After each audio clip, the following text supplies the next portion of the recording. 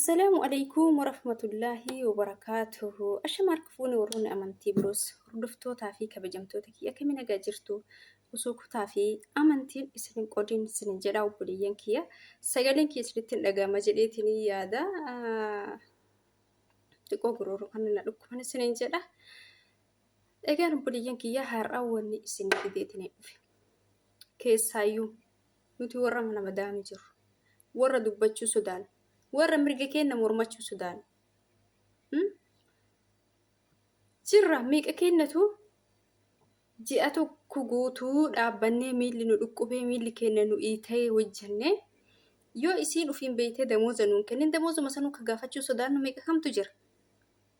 Akka waan bilaasha kadhannu meeqa kamtu jira? Wallaahi meeqa kam? Ka waan barbaanne himachuu Sudaan sodaaf.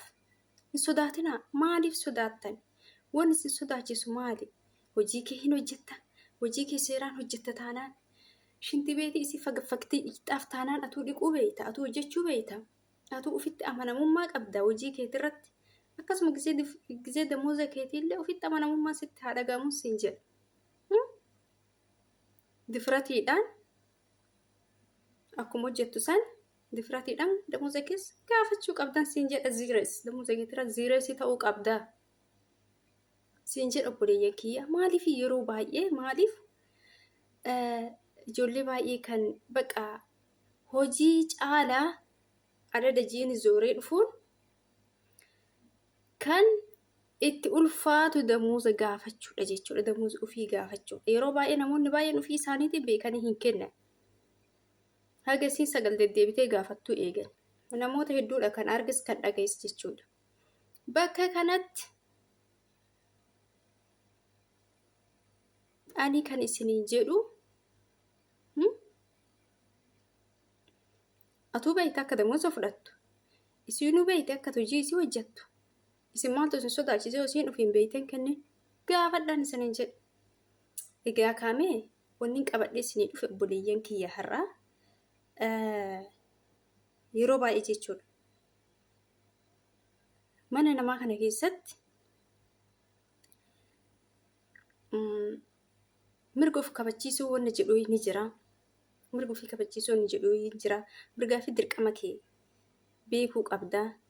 Hojii kee seeraan hojjette taanaan wannummaan si sodaachisu hin jiru sodaa of keessaa balleessin siin jedha. Innaa maas seetanii amma mee sagalee wayiitiin isin dhageessisaa waan ajaa'ibee jechuudha. Sagalee wayii isin dhageessisaa.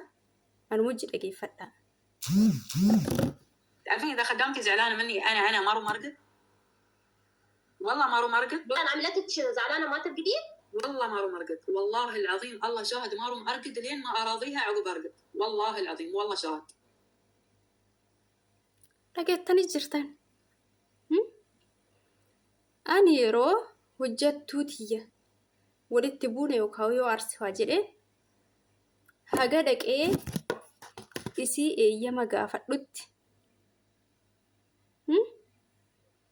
rafuu hin danda'u jette. Haga isii dhaqee dhiifama gaafadhutti rafuu hin danda'u jette.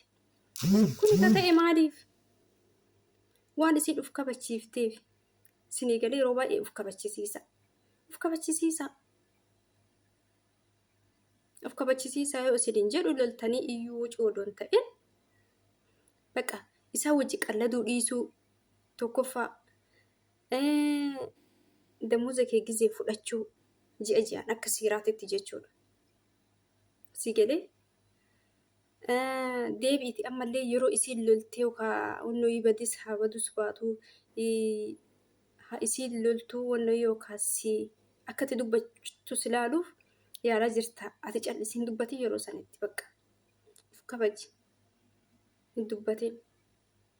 Ishii soorii jedhiitumaan dhiisii waan kanallee balleessiteetti isin si iyyite isii hojii deebii walitti deebisuu odoon ta'in.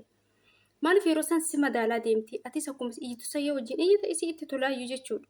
Akkasuma kabajaan keessas gadi bu'aa deemaa jechuudha.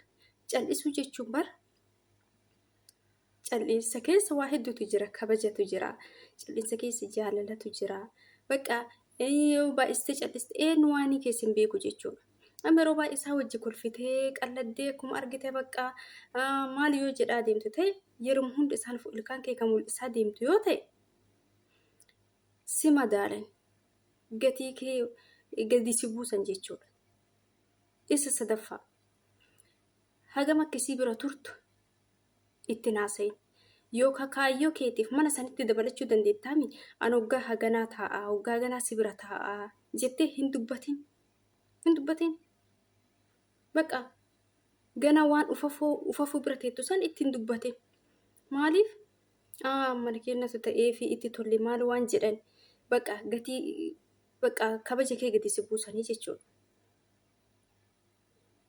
Ammallee inni biraa jireenya kee ka biyyaa ittiin himin jireenya kee ka biyyaa amma ijoollee amma meeqa kamtu ni jirtii bedayyuu seen tafiddee mana citaa warri kiyyabee mana akkanaa keessa galaa tajettuun biyya keenya bishaan akkanaa dhuganii tajettuun fiddee haroo laga biyya keenya mukayyifiin hin jiru tajettuun dhuftee maaltu si himsiisa obboleettii maaltu si himsiisee sila makiina ofii ooftu san keessaa si buutee si keessa keettimu keessa si keetteetiin miskiina jettee birri 500 damuusa keessii dabaltimu birri 500 tola sii kennitimu maalumatu waa'ee jireenya keetii hiyyummaa kee maaloo kee maaltu si himsiise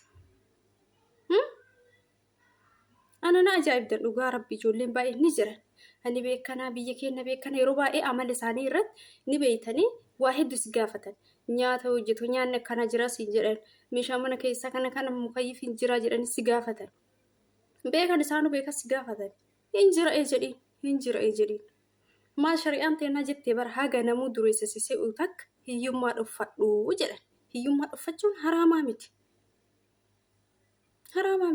dhuffadhu hiyyummaa rabbiin si duroomsuu danda'a rabbiin barrisqii gara si kennuun hin beeytu adiyyeessa jettee abbaan bira geettetti rakkoo kee hin booyin rakkoo kee rabbitti himadhu isiintu yookaan hadha waa naa gooti yookaan birrii naa dabalti yookaan akkas naa gooti jettee rakkoo kee gaafatitti himatti kabaja keettu gadi si bu'a malee wamaa isaan wanti sii godhan tokko hin jiru wanti sii gootu tokko kabaja keettiin gadi si buusu yoo ta'e malee kanaaf waa'ee jireenya biyya keessanii hin himina ana waan barbaada yoo na gaafatan hin jira akkam hin jirre gaafii asitti achi deebisaa akkam hin jirre osoo jiraachuu baate warra asii biyya daawwachuuf biyya san deemu akkamitti jiraata sila dumukayyiif hin jiraachuu baate warra asii achi deemu kun akkamitti jiraata hin jirre bakka dhumate maaltu si himsiise golaa golloo kee maaltu misxira si baasise giiftii tiyya obboleettii tiyya uummata akkasiin gootu